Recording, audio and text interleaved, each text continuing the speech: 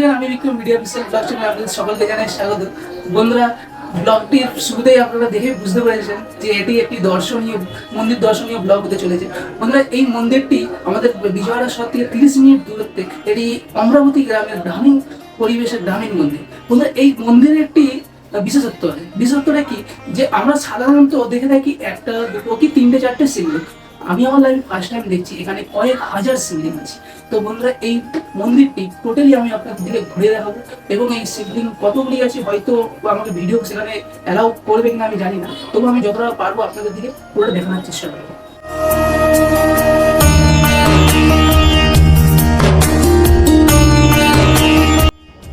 হর হর মহাদেব। বন্ধুরা, মন্দির প্রবেশ করার শুরুতেই আমরা নন্দী মহারাজের দর্শন করে মন্দিরের ভেতরে ঢুকে পড়লাম।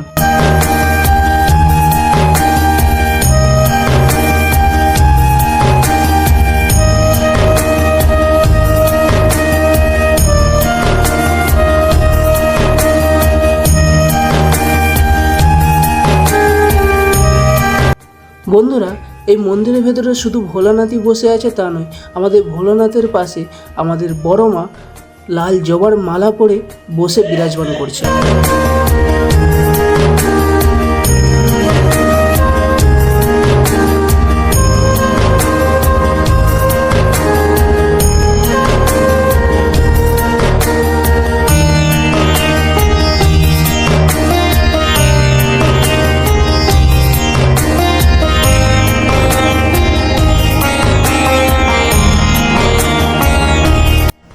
আর বন্ধুরা, এই সাউথের মানুষেরা যতটা সুন্দরভাবে দেবদেবীদেরকে মানে, ততটাই সুন্দরভাবে কিন্তু এনাদের হাতের কারুকার্য দিয়ে এই মন্দিরগুলো বানান। আমি আপনাদের দিকে মুখে যতটা না ভালোভাবে বলে বোঝাতে পারছি, তার থেকে ভালোভাবে আপনারা কিন্তু মন্দিরটা দেখতে পাচ্ছেন, তাই না? কতটা সুন্দর বলুন।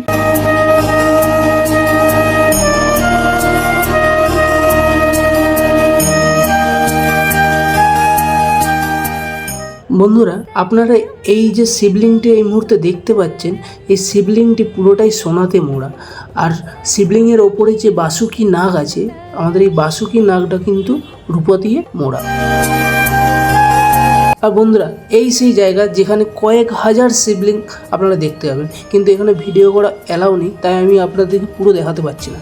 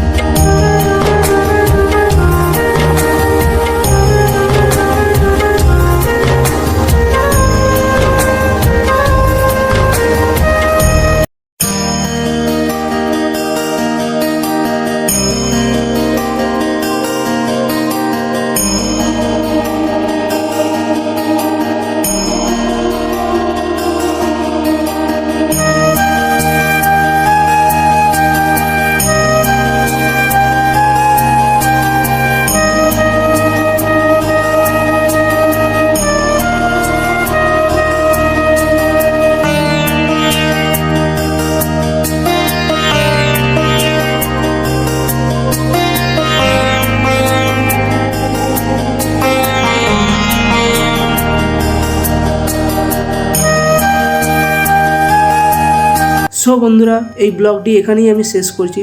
যদি ভিডিওটি ভালো লাগে তাহলে লাইক, কমেন্ট, শেয়ার এবং ফলো করে আপনাদের এই ছোটো ভাই বা এই দাদার পাশে থাকবেন।